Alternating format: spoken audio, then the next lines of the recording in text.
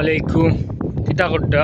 সবাই ভালো আছেন? আজকে আসলাম টমেটো মার্কেট দেখতে, অর্থাৎ তরকারি রান্নার লাগি কিছু টমেটো নেওয়ার লাগি এলাম অনেকদিন পর। কিন্তু কষ্ট লাগে, খুব দুঃখজনক ব্যাপার লাগে যে টমেটোর গাছগুলোর মধ্যে মানে শক্তি একবারে কমে গেছে।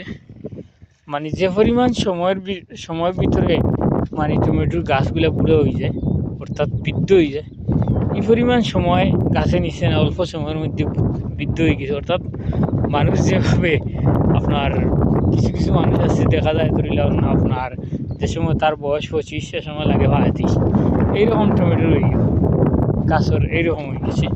যেমন দেখলানি এই দেখানি টমেটোগুলো একবারে মাটির নিচে লেভেল হয়ে গেছে টমেটোর গাছগুলো। কিন্তু এই লেভেল হওয়ার কথা আসলো আপনার অনুমানিক এখানে মিশ্রণ আসছিল আর 1 মাস পরে হইতে আসছিল। কিন্তু মূলত কেউ জানি না, মূলত কি সেনে এই টমেটোর বাগানটা মানে এত দুর্বল হয়ে উঠছে। অনেক ওষুধ, এরপরে অনেকগুলা কীটনাশ বা অনেক ধরনের মেডিসিন বা যা যা লাগে আর এটা টমেটো মারতে যা যা যতটুকু লাগবে ততটুকু দেওয়া হয়েছে, তারপরও মানে অবস্থাটা বেহাল দোষ হয়ে গেছে। যাই হোক, সব কিছু শেষ হইল গিয়া এটা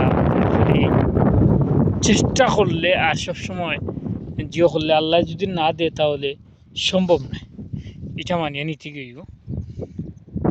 আর কিছু চাষ করা বা বৃক্ষরোপণ করা এগুলা এত সহজ না, বহুত কঠিন একটা সাবজেক্ট।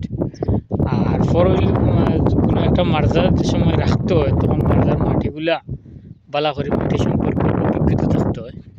যেমন আমরা লেখাপড়া করতে সময় আমরা পড়ছি যে পলি মাটি, দোআঁশ মাটি, এঁটেল মাটি এগুলো নিয়ে আমরা পড়ালেখা করছি। এই দেশের মাটির মধ্যে বেশি দুইটা, একটা হইলে বালু পাথরে ভরা, আর হইলে কিছু আছে ধরিলাম একদম বালু যেতগুলো আছে অতগুলোর মধ্যে আর আপনার মানে চাষ হয়ে পালা, ফলন হয় পালা, বা ওষুধ দেওয়ার পরে ওষুধগুলা আর ঠিক মতো গাছে চুষে নিতে পারে। কিছু মাথু এমনিও তো এই দেশ ওই লোক ঠানোর দেশ, এই দেশেও কিছু জায়গা আছে যে জায়গা তুমি 7 গুণ, 2টা বলো না 3টা বলো না 7 গুণ বলান যদি তুমি ঔষধ দেওয়া সবগুলো তারপরে মাটি শিশর মাটির উপর মোটামুটি আর কি মারদারা